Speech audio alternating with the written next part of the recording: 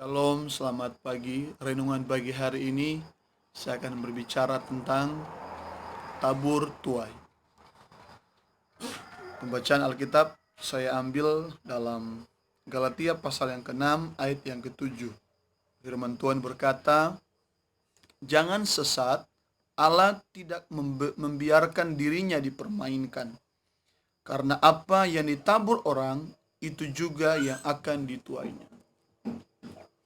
Dalam Alkitab ada 3 macam cara kita menabur, atau 3 fase kita menabur, atau 3 bagian kita menabur. Yang pertama dalam 2 Korintus pasal 9 ayat 6 sampai 7, firman Tuhan berkata, di situ saya bisa katakan bahwa bagian kita menabur dalam bentuk berkat materi. Jadi yang pertama, menabur dalam bentuk berkat materi. Nah, seringkali orang menabur dalam berkat materi, kadang-kadang orang keliru di situ. Kenapa? Seolah-olah Allah itu dia pengganda uang. Saya menabur 100, saya tuai 1 juta. Padahal konsep menabur dalam bentuk berkat materi tidak seperti itu. Allah sudah berjanji bahwa orang yang menabur, dia pasti akan menuai. Nah, kalau orang yang menabur pasti dia akan menuai, tabur saja. Karena kalau Allah berjanji pasti menuai, kita pasti akan menuai. Tidak perlu kita berpikir, kalau saya beri 1 juta, saya terima dari Tuhan 10 juta. Kalau kita mempunyai konsep pemikiran seperti itu, berarti Allah itu seperti pengganda uang.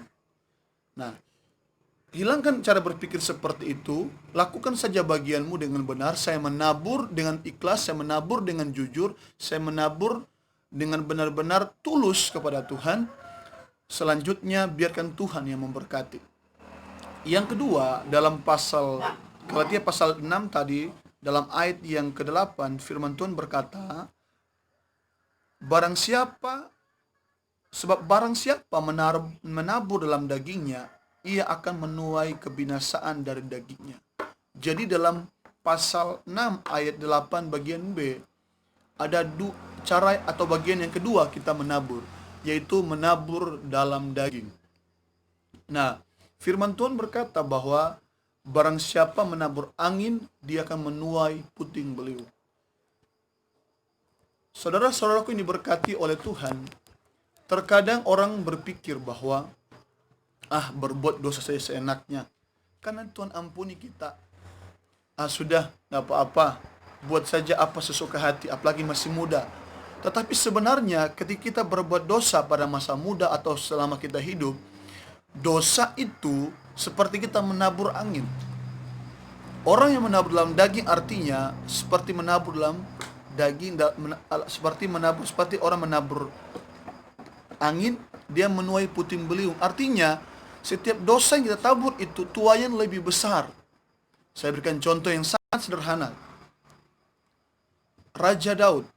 Siapa tidak kenal Raja Daud? Raja Daud adalah seorang raja yang sangat hebat, terkenal dengan ketulusan hatinya. Dia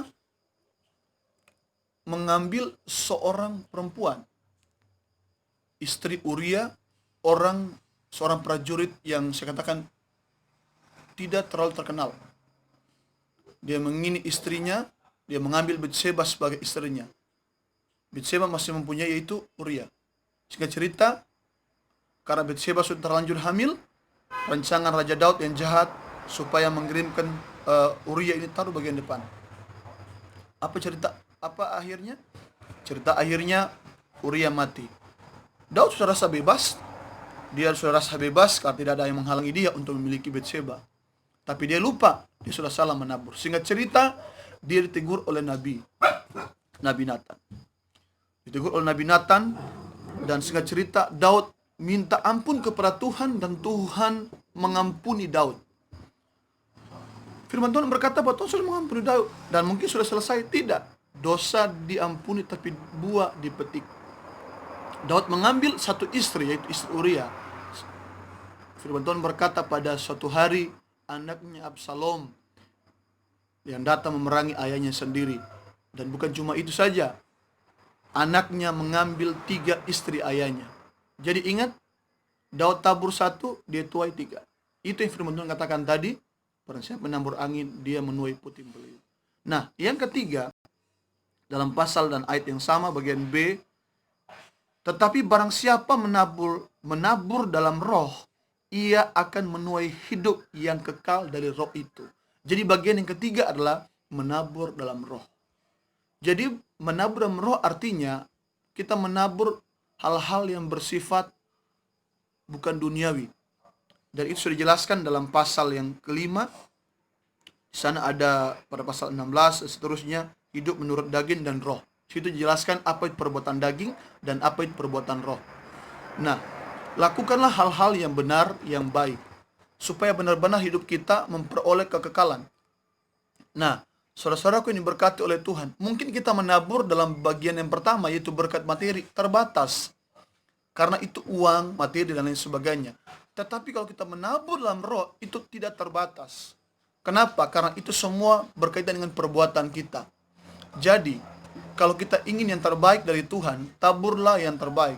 Firman Tuhan berkata dalam kitab Mazmur, orang yang menabur dengan mencucurkan air mata, pasti akan pulang dengan bersorak-sorai.